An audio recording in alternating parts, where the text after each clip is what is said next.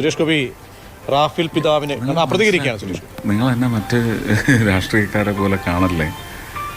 ഞാൻ ഭക്തൻ ഒരു വശത്ത്, കുടുംബക്കാരൻ ഭക്തൻ്റെ പിന്നാലെയുള്ള ആ ചെയിനിലാണ് പെടുന്നത്. ആ ഡ്യൂട്ടി പെർഫോം ചെയ്യുന്നു.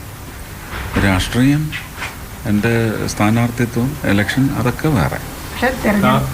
മണിക്കൂറുകൾ മുമ്പ് ഇല്ല, ഒന്ന് അദ്ദേഹത്തോട് ചോദിച്ചോളൂ, എന്തെങ്കിലും വേണ്ടിയൊന്ന് കാര്യങ്ങളെ പറഞ്ഞു.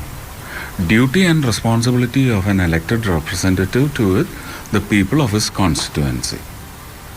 Have they performed through 10 years? Two of them. From most prominent parties in Kerala and India. Have they performed?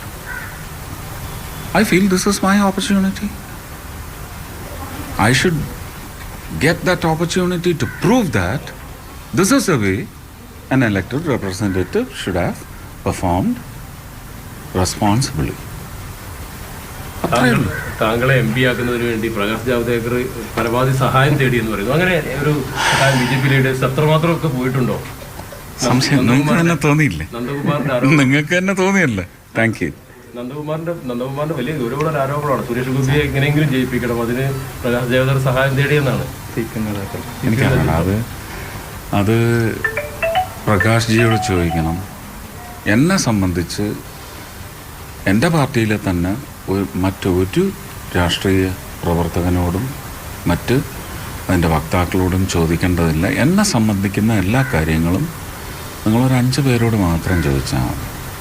അതിൽ 2 പ്രധാനികൾ, എൻ്റെ ലീഡറും അദ്ദേഹത്തിൻ്റെ അതേപോലെ എൻ്റെ ലീഡർ എന്ന് പറയുന്ന തൊട്ടടുത്തയാളും.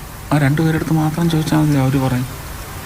എന്റെ കാര്യത്തിൽ ഡിസിഷൻ ആരുടെയാണ്? കേരളത്തിൽ BJP 3ാം സ്ഥാനത്താണ് എല്ലാ മണ്ഡലത്തിലും എന്നാണ്. അതായത് LDF ഉം UDF ഉം തമ്മിലാണ് മത്സരം എന്നാണ് CPM നേതാക്കളൊക്കെ, MP ഗോവിന്ദനായാലും മുഖ്യമന്ത്രി ആയാലും ഒക്കെ പറയുന്നത്. അങ്ങനൊന്നും പറയാൻ ആർക്കും അവകാശമില്ല sir.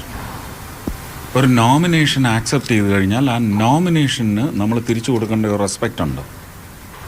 No one has the right to do away with that respect.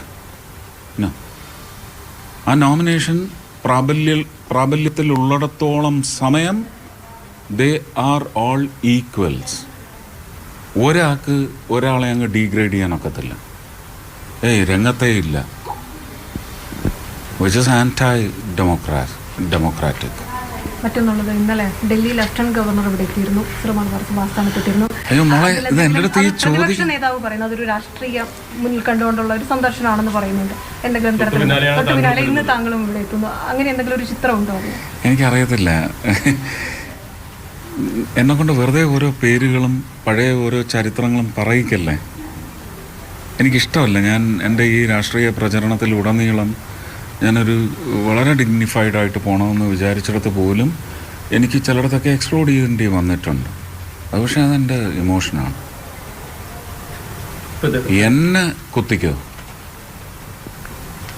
പക്ഷേ എന്നെ വിശ്വസിച്ച് ജീവിതത്തിൽ എന്നോടൊപ്പം ഇറങ്ങി വന്ന് ജനിച്ചു വന്ന് അവരെ ഒന്നും ബാധിക്കുന്ന തരത്തിലൊന്നും ചെയ്താൽ ഞാൻ സഹിക്കില്ല. ഈ തെരഞ്ഞെടുപ്പിന്റെ എല്ലാ പ്രചാരണവും കഴിഞ്ഞിപ്പോൾ നാളെ വോട്ടെടുപ്പാണ്. ഈ സഭയുടെ ചെറിയൊരു സഹായം കൂടി കിട്ടിയാൽ രക്ഷപ്പെട്ടു പോകുമെന്ന് വിശ്വാസമുണ്ടോ? അതിനല്ല വന്നത്. തട്ടിൽ പിതാവിന് അദ്ദേഹത്തിൻ്റെ സ്ഥാനാരോഹണം കഴിഞ്ഞ് 2ാമത്തെ 3ാമത്തെ കോള് ഞാനാ സംസാരിക്കുന്നത്. ഞാൻ അങ്ങോട്ടേ വിളിച്ചുകൊണ്ടിരുന്നു. അവസാനം അദ്ദേഹം ആ കോൾ അത്രയും കണ്ടതിൻ്റെ പശ്ചാത്തലത്തിൽ എന്നെ ഇങ്ങോട്ട് വിളിച്ചു. ഞാൻ എൻ്റെ മകളുടെ സുരേഷ് ഗോപി ഓർത്തഡോക്സ് സഭ അധ്യക്ഷനെ കണ്ട ശേഷം ഇപ്പോൾ സിറോ മലബാർ സഭ അധ്യക്ഷൻ റാഫേൽ തട്ടേലിനെയും കണ്ടിരിക്കുന്നു.